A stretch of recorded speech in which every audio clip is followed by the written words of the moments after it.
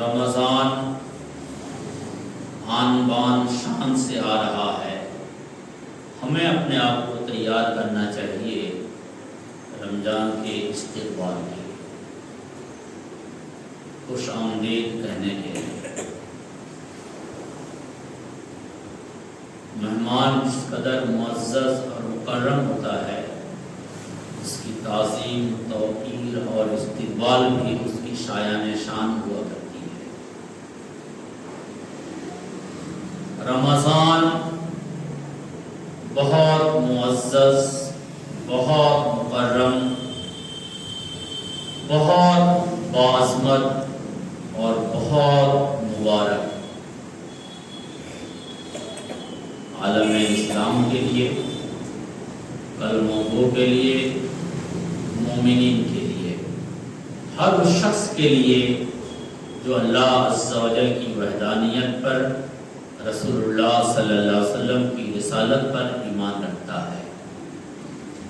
رمضان انسان کو خدا سے قریب کر دیتا ہے۔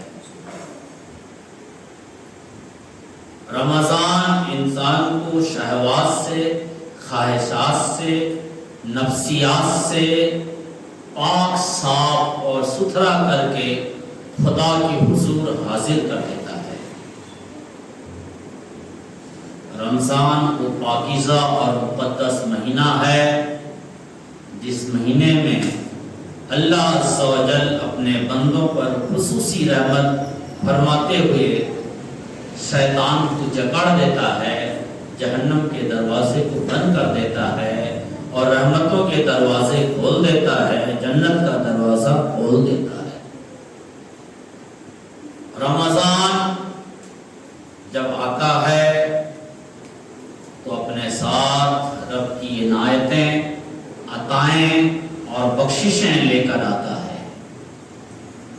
رسول مکرم صلی اللہ علیہ وآلہ وسلم جب رمضان آتا تو اظہار خوشی فرماتے، قیدیوں کو آزاد کرتے اور لوگوں کو رب عز و جل کی عطاؤں اور بخششوں کا مژدہ دیتے۔ آج کی گفتگو بھی رمضان کے استقبال اور رمضان کے شایان شان احترام کے لیے اپنے آپ کو تیار کرنا ہے۔ روزہ کی کتنی عظمت ہے، روزہ کی کتنی فضیلت ہے، روزہ کی کس قدر برکتیں ہیں، یہ صرف وہ لوگ جانتے ہیں جو لوگ اپنے رب سے لو لگاتے ہیں، سچی محبت رکھتے ہیں اور اپنے رب کو راضی کرنے کی فکر میں رہتے ہیں۔ روزہ ایک ایسی عبادت ہے جو آدم علیہ السلام سے لے کر آج تک ان کے بیٹوں میں اور ان کی نسل میں جاری ہے، اور روزہ کا اتمام، روزہ کی تکمیل قرآن کے ساتھ ساتھ اللہ عز و جل نے محمد رسول اللہ صلی اللہ علیہ وآلہ وسلم پر کر دیا۔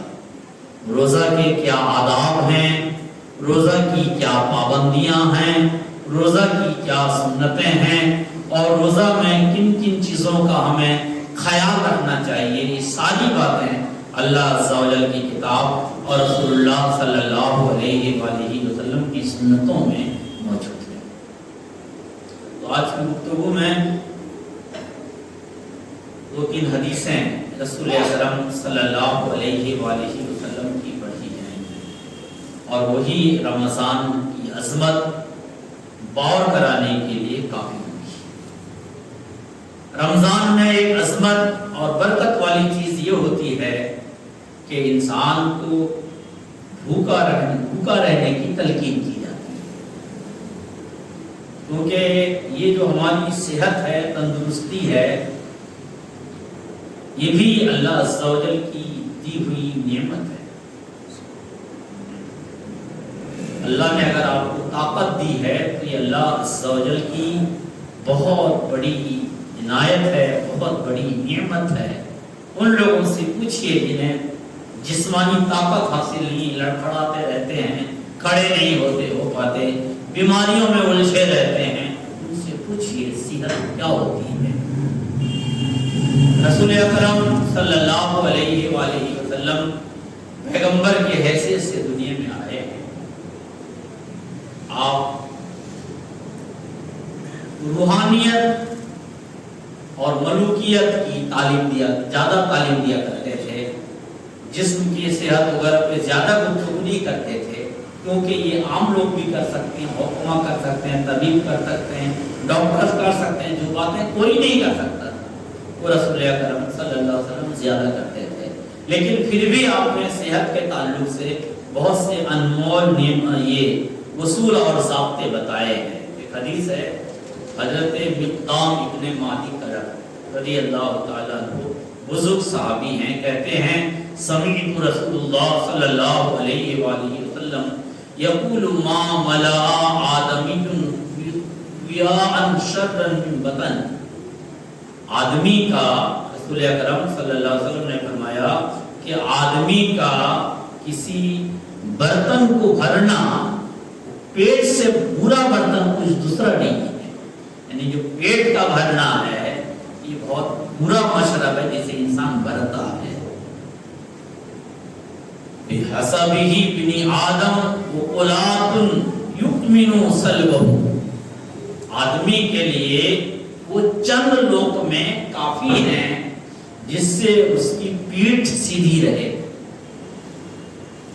فَإِنْ كَانَ لَا مَحَالَةَ فَثُلُثٌ لِطَعَامِهِ وَثُلُثٌ لِشَرَابِهِ وَثُلُثٌ لِنَفْسِهِ.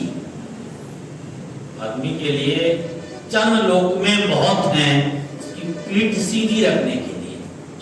بہت زیادہ آدمی کھاتا ہے تو بہت زیادہ طاقتور ہو جاتا ہے، یہ غلط ہے. ہم جب اللہ کے شعر کے بارے میں بات کرتے ہیں، اللہ کے شعر، اللہ کے نبی کے شعر اور مومنوں کے بہادر سیدنا علی کرم اللہ وجہہ الکریم، ان کی طاقت، ان کی شجاعت، ان کی دلیری، ان کی جرأت، ان کی بہادری. لیکن کیا چیز ہوئی؟ سوکھی جو کی روٹی، کوئی حلق تک نہیں، صرف پیٹ سیدھی کرنے کی. کمال دیکھیے قوت کی، بہادری، شجاعت، کوئی جواب نہیں. تو بہت زیادہ کھانے سے اگر آدمی طاقتور ہو جاتا تو آج کے لوگ بہت طاقتور ہوتے ہیں. آج تو ہماری دلیری کا یہ علم، ایک سچی بات چار آدمی کے سامنے بولنے سے آدمی دائیں بائیں دیکھتا ہے، کون اٹھتا ہے، کس کے چہرے میں رنگ بدلتا ہے، کون اس بات کو کس طریقے سے لیتا ہے. یہ لوگ خوش رہے ہیں، خدا ناراض رہے، نبی ناراض رہے، سے کام فرق پڑتا ہے. مگر وہ لوگ کا پیٹ رہا کرتے تھے، صرف وہ کرتے تھے جس سے رب راضی ہو جائے، رب کے حبیب صلی اللہ علیہ وآلہ وسلم راضی ہو جائیں. تو رسول اکرم صلی اللہ علیہ وسلم نے فرمایا اگر تمہیں بھر پیٹ ہی کھانا ہے، بہت زیادہ ہی کھانا ہے، تو اپنے کھانوں کو 3 حصوں میں بانٹ لو. ایک حصہ کھانے کے لیے، چاول روٹی دال سبزی کے لیے، اور ایک حصہ پانی کے لیے، اور ایک حصہ نفس کے لیے، سانس لینے کے لیے. چھوڑ دیجیے، کبھی بیمار نہیں ہوں گے، کبھی معدہ خراب نہیں ہوگا. آج ہم بہت ساری بیماریوں میں الجھے ہوئے ہیں، اس کی ایک بڑی وجہ معدہ اور قبضیت. بہت زیادہ کھاتے ہیں اور بہت زیادہ بہتر ڈھنگ سے کھانا نہیں ہوتا، اور نتیجے میں آپ بہت سی بیماریوں کے شکار ہیں. اور صرف آپ کم کھا کر دیکھیے آپ کا پیٹ صاف ہوتا ہے کہ نہیں، اور آپ الجھنوں سے اور بدہضمی سے اور معدے سے جو جڑی ہوئی بیماریاں ہیں اس سے بچتے ہیں. یہ اللہ عز و جل کا احسان ہے کہ اس نے ہمیں رمضان عطا کیا. اور رمضان کا ایک مقصد ایسا، کوئی بھی چیز ہو اگر مقصد سے خالی ہو جائے تو اچھی چیز ہونے، بہت اچھی چیز ہوگی بھی، پھر بھی وہ اچھی چیز نہیں کہلائے گی. مثال کے طور پر جو مسجد ہے نا، مسجد بنانا عبادت ہے، مسجد اللہ کا گھر ہے. تو اس سے زیادہ خوش نصیبی کیا ہوگی کہ آپ اللہ کے گھر میں ہاتھ لگا دیں. لیکن یہ کب؟ جب آپ کی نیت ہو کہ خدا راضی، ورنہ مسجد بنانے والوں کے لیے جہنم بھی ہے. اور آپ کو یاد ہے جس نبی نے مسجد بنانے کے لیے صحابہ کے ساتھ اینٹ دھوتے تھے خود. صحابی اگر 2 اینٹ لیتے تھے تو آپ 3 اینٹ لے لیتے تھے. اسی نبی صلی اللہ علیہ وآلہ وسلم نے مسجد کو آگ لگا کر جلائی. مسجد نبوی اور مسجد قباء کی تعمیر میں آپ بنفس نفیس شریک ہیں. اور جنگ تبوک کے لیے جب آپ چلے گئے تو سرکشوں نے پھر تینوں نے ایک مسجد بنا ڈالی جس کو مسجد جرار کہتے ہیں. ہر زمانے میں فتنہ جو ہوتا ہے نا، ظاہر سی بات ہے آپ انسان ہو، ہر آدمی تو خوش نہیں کر سکتے. جب آپ کسی کے خلاف فیصلہ دو گے اور وہ جھوٹ بولتا تھا، آپ اس کو بولو گے تم جھوٹ بول رہے ہو. ایک آدمی ناجائز کھاتا ہے، آپ بولو گے نہیں تم ناجائز کر رہے ہو. ایک آدمی کسی کا مکان خالی نہیں کر رہا ہے اور آپ اس سے کہو گے نہیں خالی کرو، آپ غلط کر رہے ہو. تو ظاہر سی بات وہ آپ کو شاباشی تو نہیں دے گا، وہ من میں بیٹھا لے گا. حالانکہ اس کی نادانی اور بیوقوفی ہے، لیکن وہ ایسا کرتا ہے. نفس ہے انسان کے ساتھ، شیطان ہے انسان کے ساتھ. پھر وہ کیا کرتا ہے؟ گڑ بنا لیتا ہے. ایک گڑ بناتا ہے. آپ کسی کی مرضی کے خلاف کر دیجئے، وہ ایک گڑ بناتا ہے. اور اگر اس کو مسجد مل جائے، مدرسہ مل جائے، خانقاہ مل جائے، تو اس خانقاہ اور مسجد میں بیٹھ کر وہ اپنے گڑ بازی کرتا ہے. نبی کریم صلی اللہ علیہ وسلم تبوک کے لیے، اللہ کے لیے، جہاد کے لیے گئے.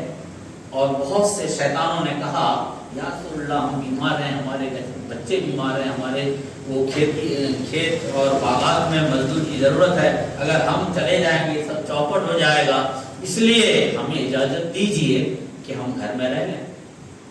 سرکار نے فرمایا اجازت اجازت اجازت. کیونکہ نبی کریم صلی اللہ علیہ وسلم جانتے تھے جو اللہ کے نام کے لیے مرتا ہے، جو سچا مومن ہے، وہ جھوٹا بہانہ کبھی نہیں کرے گا، وہ بے وفائی کبھی نہیں کرے گا. لیکن جو سرے سے ایمان سے خالی ہے، ظاہر سی بات ہے وہ تو بدتمیزی کرے گا. کیونکہ ان کو پتا تھا کہ مسلمان جا رہے ہیں، اللہ کے نبی جا رہے ہیں تبوک سے، یعنی یورپ سے ٹکرانے کے لیے. یہ مٹھی بھر مسلمان واپس ہی نہیں آئے، اس لیے ہم کیوں مرنے جائیں؟ اپنے قائد کے ساتھ دغا کرنا یہی ضرور. لہذا نبی کریم صلی اللہ علیہ وسلم چلے گئے، یہ بہانہ بنا کے رہ گئے. اور جب ان کو پتا چلا کہ پیغمبر اسلام محمد رسول اللہ صلی اللہ علیہ وآلہ وسلم آن بان شان کے ساتھ فتح یاب ہو کر لوٹ رہے ہیں، تو ان کو پیٹ مڑوڑنے لگا اور وہ دوڑے اور مسجد قباء کے سامنے ایک مسجد کی بنیاد ڈال دی جس کا نام تھا مسجد ضرار.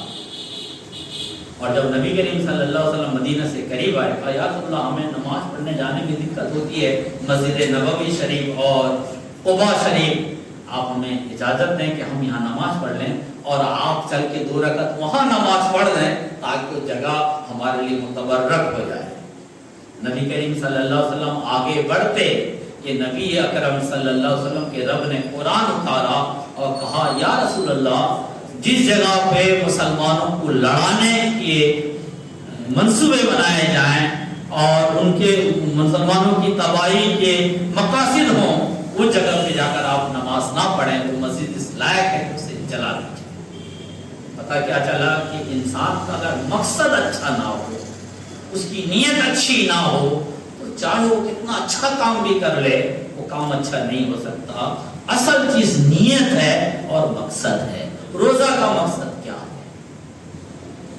روزہ کا مقصد اللہ عز و جل نے خود بیان فرمایا یا ایھا الذین آمنوا کتب علیکم الصیام، اے ایمان والو تم پر اللہ نے روزہ فرض کیا، کما کتب علی الذین من قبلکم، جس طرح تم سے پہلے لوگوں پر اس نے روزہ فرض کیا تھا، لعلکم تتقون، تاکہ تم پرہیزگار بن جاؤ، رب عز و جل کی نزدیکی حاصل کر لو، اللہ کا قرب حاصل کر لو، تمہاری شہوات ٹوٹ جائیں، تمہارے خواہشات دم توڑنے لگیں، اور وہ چیزیں ہیں جو تمہیں اللہ عز و جل کے حضور حاضر ہونے سے روکتی تھیں، وہ چیزیں تم سے دور ہو جائیں اور تم خدا عز و جل کے قریب ہو جاؤ۔ یہ رمضان کے مقاصد ہیں، یہ روزہ کے مقصد ہیں۔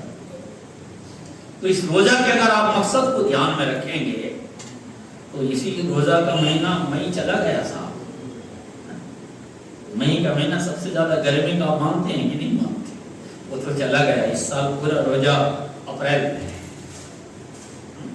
مارچ سے شروع ہوتا ہے اپریل میں، تو مئی کا جب روزہ آپ نے رکھ لیا ہے تو آپ پوری کوشش کیجئے کہ ایک روزہ ہمارا نہ چھوٹے، اور اگر آپ کے بالغ بچے ہیں تو پھر بہت زیادہ ترس مت کھائیے ہمارا بچہ کمزور ہے، کیوں بچے کو کمزور بنا رہے ہو؟ ان کو دلیر بنائیے، ان کو مضبوط بنائیے۔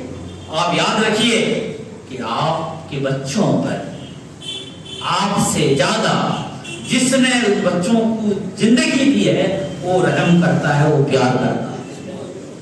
اگر روزہ ان کے لیے نقصان دہ ہوتا تو اللہ کریم ان پر روزہ فرض نہ کرتا۔ اگر اللہ نے فرض کیا ہے تو آپ وہاں ڈھٹائی مت کیجیے اور وہاں آپ سرکشی مت کیجیے، بلکہ بچوں کو اکسائیے، حوصلہ دیجیے، حوصلہ افزائی کیجیے تاکہ وہ روزہ رکھیں۔ میں نابالغ بچوں کی بات کر رہا ہوں، نابالغ بچے کو بھی کبھی شاؤ دلائیں، کبھی روزہ رکھوائیں، کبھی نہ رکھوائیں تاکہ عادت بنے۔ لیکن اگر بچہ بالغ ہو گیا، بچی بالغ ہو گئی تو یہاں آپ کوئی ترس یا رحم کا دماغ میں وسوسہ نہ لائیں۔ اگر ایسا لاتے ہیں تو یہ اللہ کی طرف سے نہیں، یہ شیطان کی طرف سے۔ حدیث سنیے، حضرت ابو ہریرہ رضی اللہ تعالیٰ عنہ کہتے ہیں کہ ہم نے نبی اکرم صلی اللہ علیہ وآلہ وسلم کو کہتے سنا، سرکار فرما رہے تھے کل عمل ابن آدم یضاعف، اللہ تعالیٰ ابن آدم کو ہر عمل کا بدلہ دونا دیتا ہے۔ ایک بار آپ اللہ کہتے ہو تو کئی نیکیاں دے دیتا ہے، ایک بار آپ سبحان اللہ کہتے ہو کئی نیکیاں دیتا ہے، ایک بار آپ کسی سے مسکرا کر بات کر لیتے ہو وہ نیکیاں دے دیتا ہے، اور ایک بار کسی کے لیے مشکلات کو دور کر دیتے ہو اللہ نیکی دیتا ہے۔ فرماتے ہیں الحسنۃ بعشر امثالها الی 700 ضعف، فرمایا جب بندہ کوئی ایک نیکی کرتا ہے تو اللہ تعالیٰ اسے 10 نیکیاں عطا کرتا ہے یا 700 نیکیاں تک عطا کر دیتا ہے ایک نیکی کے بدلے میں۔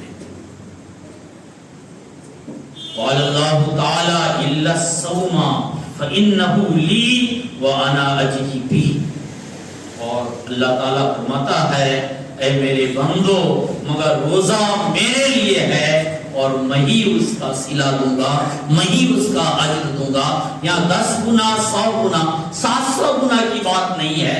جب بندہ خدا کے لیے روزہ رکھتا ہے تو خدا اس کو اجر دیتا ہے، کتنا دیتا ہے ہم نہیں جانتے۔ کے بعد اللہ کے نبی صلی اللہ علیہ وسلم کہتے ہیں یدعو شہوتہ وطعامہ من اجلی، کیوں اللہ تعالیٰ ایسا کرتا ہے؟ اس لیے کہ وہ اپنی خواہشات کو، کھانے پینے کو میرے لیے چھوڑ دیتا ہے، اس لیے میں اس کو بے تحاشا نیکیاں عطا کرتا ہوں۔ للصائم فرحتان فرحۃ عند فطرہ وفرحۃ عند لقاء ربہ، سرکار فرماتے ہیں کہ ہر روزہ دار کے لیے 2 خوشی کا موقع ہے، ایک تو جب وہ افطار کرتا ہے، اب وہ خوشی کی وجہ بہت سی ہو سکتی ہے، ویسے افطار کرنا بھی سنت ہے، اور افطار کے بعد بگڑی قسمت کو بن بھی جاتی ہے۔ افطار کرتے وقت اگر آپ خدا سے لگا لیتے ہیں اور دعا میں مشغول ہو جاتے ہیں تو اللہ تعالیٰ اس وقت کی دعا رد نہیں کرتا، قبول کرتا ہے، اور دعا کا قبول ہونا ایک خوشی کا وقت ہے۔ وہ عند لقاء ربی، اور جب بندہ خدا سے ملاقات کرے گا وہ خوشی کا وقت ہوگا۔ اس کے بعد سرکار فرماتے ہیں ولا خلوف فہم الصائم اطیب عند اللہ من ریح المسک، اور روزہ دار کے منہ کی بو، اور روزہ دار کی منہ کی بو اللہ عز و جل کے نزدیک مشک سے زیادہ پسندیدہ ہے، مشک سے زیادہ پسندیدہ ہے۔ وَالصِّيَامُ جُنَّةٌ فَإِذَا كَانَ يَوْمُ السُّوءِ، منہ کی بو اس کی اسلام حوصلہ افزائی نہیں کرتا۔ پیغمبر اسلام صلی اللہ علیہ وسلم 5 وقت وضو میں مسواک کرتے تاکہ منہ سے بدبو دور ہو جائے۔ امت کے لیے فرمایا اگر امت کی مشقت کا احساس نہ ہوتا تو ہر نماز سے پہلے مسواک کو میں فرض قرار دیتا، یعنی مسواک کرو پھر وضو ہوگا ورنہ وضو نہیں ہوگا۔ لیکن رمضان میں جب بندہ روزہ رکھتا ہے، کھانا پینا چھوڑ دیتا ہے تو انہیں بدبو آ جاتی ہے۔ مگر یہ بدبو آئی کیوں؟ اس لیے وہ خدا کے لیے کھانا چھوڑ دیا، پینا چھوڑ دیا، تو اللہ عز و جل کیوں اس کے منہ کی بو مشک سے زیادہ پسندیدہ روزہ کی ہے۔ اس کے بعد سرکار فرماتے ہیں وَالصِّيَامُ جُنَّةٌ فَإِذَا كَانَ يَوْمُ صَوْمِ أَحَدِكُمْ فَلَا يُرْفَثُ وَلَا يَسْخَبُ فَإِنَّ صَابَهُ أَحَدٌ أَوْ قَاتَلَهُ فَلْيَقُلْ إِنِّي امْرُؤٌ صَائِمٌ۔ فرمایا روزہ ڈھال ہے، روزہ ڈھال ہے۔ میں روزہ رکھا ہوں غلط نہیں بول سکتا، میں روزہ رکھا ہوں گالی نہیں دے سکتا، میں روزہ رکھا ہوں دوسرے کو ٹھیس اور تکلیف نہیں پہنچا سکتا۔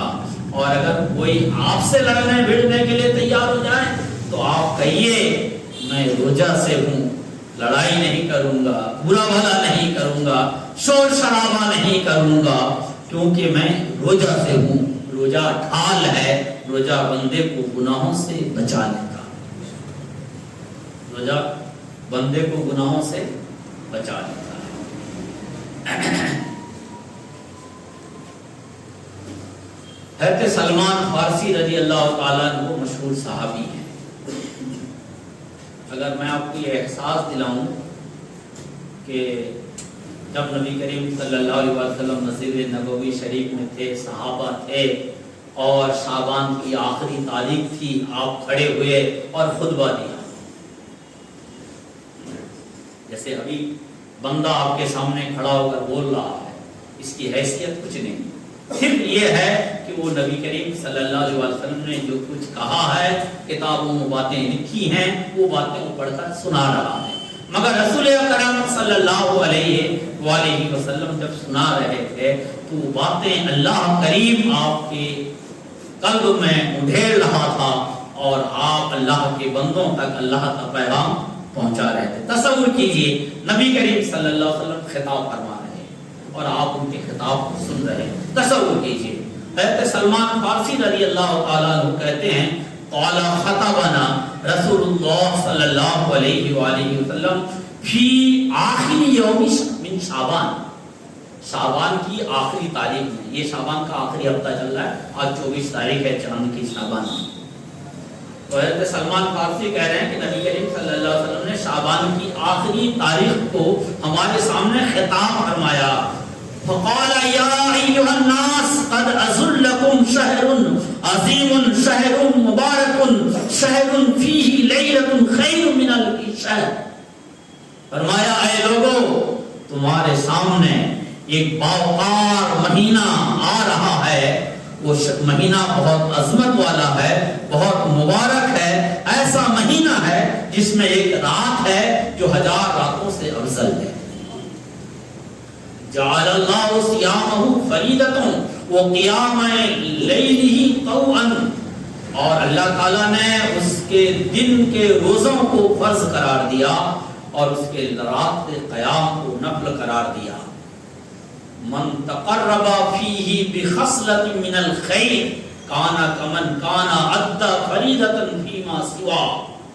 فرماتے ہیں رمضان کے مہینے میں بندہ جب کوئی نیک کام کرتا ہے، خدا کی نزدیکی حاصل کرنے کے لیے، خدا کا قرب حاصل کرنے کے لیے، تو اللہ تبارک و تعالی اس ادا کو، اس نفل خیرات کو دوسرے مہینوں میں فرض کی طرح قرار دیتا ہے۔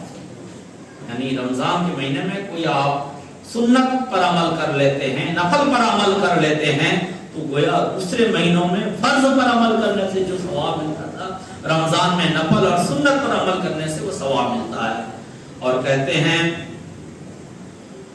کانا کمن ادا سبعین فریدتن، اور جس نے رمضان میں کوئی فرض ادا کیا تو اللہ تعالیٰ اس کو دوسرے مہینوں میں 70 فرض ادا کرنے کے برابر ثواب ادا کرتا ہے۔ 70 فرض، یعنی ایک فجر کی نماز آپ پڑھو گے 2 رکعت، 2 رکعت نماز کا ثواب ملے گا۔ ہم نہیں جانتے کہ اس 2 رکعت نماز کا ثواب کتنا ہے، وہ فرض نماز ہے۔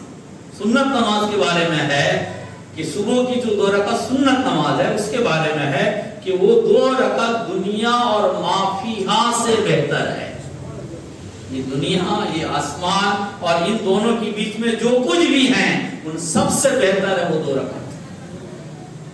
اور جو فرض 2 رکعت ہے وہ تو اللہ جانتا ہے وہ کتنی عظمت والا ہے، لیکن یہی 2 رکعت اگر آپ رمضان میں ادا کرتے ہو تو گویا آپ 70 بار ایک فرض کو ادا کر رہے ہیں۔ اس کے بعد رسول اکرم صلی اللہ علیہ وسلم فرماتے ہیں وَهُوَ شَهْرُ الصَّبْرِ، یہ صبر کا مہینہ ہے، وَالصَّبْرُ ثواب الجنہ، اور صبر کا صلہ صرف جنت ہے۔ وہ شہر المواسات، اور یہ مہینہ ہمدردی کرنے کا ہے۔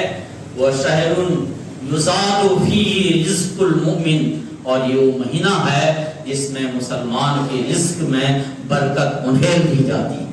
یہ وہ مہینہ ہے جس میں مسلمان کے رزق میں اللہ رحمت کو انڈھیل دیتا ہے، برکت کو انڈھیل دیتا ہے۔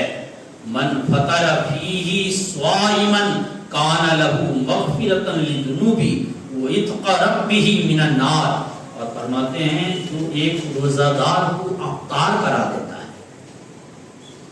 اللہ تعالیٰ اس کے گناہوں کی مغفرت کر دیتا ہے۔ جو ایک روزہ دار کو افطار کرا دیتا ہے اللہ تعالیٰ اس کے گناہوں کی مغفرت کرتا ہے اور اسے جہنم سے آزاد کرتا ہے، جہنم سے نجات دیتا ہے۔ وَقَانَ لَهُ مِثْلُ أَجْرِهِ مِنْ غَيْرِ أَنْ يُنْقِصْ مِنْ آخِرِ، اور فرمایا اس روزہ دار کے نیکی میں سے، اجر میں سے کوئی کمی واقع نہیں ہوتی۔ ہم ایک گلاس پانی پی رہے ہیں اور اگر آپ پیاسے ہو اسی کو ہم دے دیتے ہیں تو بھائی صاحب ایک گلاس کا آدھا گلاس پانی ہم نے پیا، چونکہ آپ پیاسے تھے، آپ کی پیاس بجھانی ضروری تھی، اس لیے آدھا پانی ہم نے آپ کو دے دیا، ورنہ ہم ایک گلاس پورا پی جاتے، کم تو ہوا۔ یہ جب ہم کرتے ہیں تو ہمارے ساتھ ایسا ہوتا ہے، لیکن جب رب ایسا کرتا ہے تو ایسا نہیں ہوتا۔ وہ فرماتا ہے کہ آپ ایک روزہ دار کو افطار کرا دیتے ہو تو اللہ تعالیٰ اس کو بہت زیادہ ثواب عطا کرتا ہے اور تمہارے ثواب میں سے کوئی کمی واقع نہیں ہوتی۔ صحابہ نے پوچھا یا رسول اللہ صلی اللہ علیہ وسلم، ہم میں سے بہت سے ایسے لوگ ہیں جو غربت کی وجہ سے، غریبی اور ناداری کی وجہ سے لوگوں کو افطار کرانے کی چیزیں نہیں پاتے۔ سرکار دو عالم صلی اللہ علیہ وسلم نے فرمایا اللہ عز و جل روزہ داروں کو افطار کرانے کا یہ ثواب اس کو عطا کرے گا جو ایک گھونٹ دودھ سے لوگوں کا افطار کرا دے۔ حدیث کے جو لفظ ہیں مزقی لبن، یعنی ایسا دودھ جس میں پانی ملایا ہو۔ ایک گلاس دودھ لیا آپ نے، آدھا گلاس میں پانی ملا دیا، ایک گلاس ہو گیا۔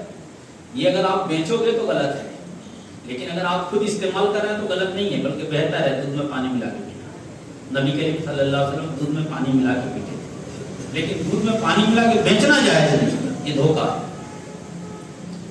تو وہ صرف خالص دودھ نہیں، دودھ میں پانی ملا کے پلا دیتا ہے تو اللہ اس کو ثواب عطا کرتا ہے۔ اور فرمایا وہ کھجور سے افطار کراتا ہے تو اللہ اس کو یہ ثواب عطا کرتا ہے، اور خالص پانی کی شربت سے وہ روزہ افطار کرا دیتا ہے تو اللہ اس کو یہ ثواب عطا کرتا ہے۔ پانی کی کمی، پانی کی تو قلت جہاں ہو وہاں پانی کی اہمیت سمجھیے۔ اب ایک بسلری کا بوتل لے بیٹھے اور اگلا جو ہے کنویں کا پانی لے کر آیا، آپ کب چاہو گے کہ پانی دو؟ ایسے وقت میں آپ صرف اس لیے دے دیتے ہو کہ یہ بندہ روزہ رکھا ہے میں اسے دے دیتا ہوں۔ اس نیت کا، اس اخلاص کا اللہ تعالیٰ ثواب دیتا ہے۔ اتنا ذرا سے 2 گھونٹ پانی یا 2 دانے کھجور، وہ آپ نے تصور میں لیجئے، وہ جو نیت، وہ جو مقصد، وہ جو آپ کا اخلاص، اللہ تعالیٰ اسی کا تو ثواب دیتا ہے۔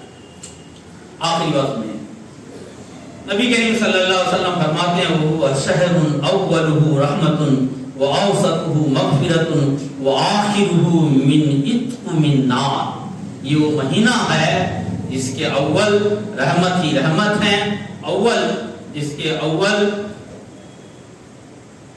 रहमत है और औसत मग़फ़िरत है। यानी 10 दिन जो शुरुआत के हैं ये रब अज़्ज़ा व जल की रहमतों की बारिश होती है, जितनी चाहो दामन भर लो।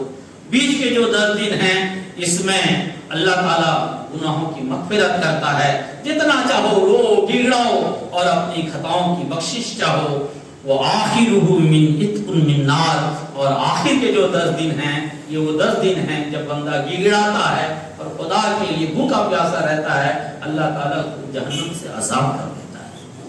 हमारी बदकिस्मती ये होती है 27वीं शब जब शब-ए कदर की आप हाफिज को विदाई दे देते हो, उसके बाद आप शहर बाजार में लग जाते हो, खरीदने में लग जाते हो, ईद की तैयारी करने में लग जाते हो। गलत नहीं है, अब बिल्कुल 24 घंटा कीजिए, लेकिन तरावी और 5 वक्त की जो नमाज है कितना टाइम लगता है। आप 26 के बाद ऐसा लगता है मस्जिद खाली होगी, शर्म आनी चाहिए। यही वो दिन है, आखिरी दिन, जहाँ रब अज़्ज़ा व जल रहमतों की इत्माम करता है, मुकम्मल करता है। इन दिनों में तो और कोताही छोड़ देना चाहिए और गफलत से पर्दा हटा देना चाहिए और मस्जिद की तरफ दौड़ के भाग के आना चाहिए। अल्लाह अज़्ज़ा व जल हमें रसूल अकरम सल्लल्लाहु अलैहि वसल्लम की बताई हुई बातों पर अमल करने की तौफीक दे। रोज़ा रखने के लिए हौसला पैदा कीजिए, घर वालों में इसका चर्चा कीजिए। आपका कोई दोस्त, आपका कोई मिलने जुलने वाला ऐसा ना गुजरे जो चूक जाए कि यार इस तरह अगर रोज़ा और रमज़ान की अजमत का एहसास हो जाता तो हम रोज़ा ना छोड़ते। ऐसा बिल्कुल ना होने दीजिए, क्योंकि महीना साल में एक बार आता है और रहमतें लेकर आता है, और जब चला जाता है तो उन लोगों को मलाल होता है जिनका एक रोज़ा भी छूट जाता है। अल्लाह अज़्ज़ा व जल हमें रमज़ान के एहतराम करने की तौफीक अता फरमाए। आमीन सुम्मा आमीन।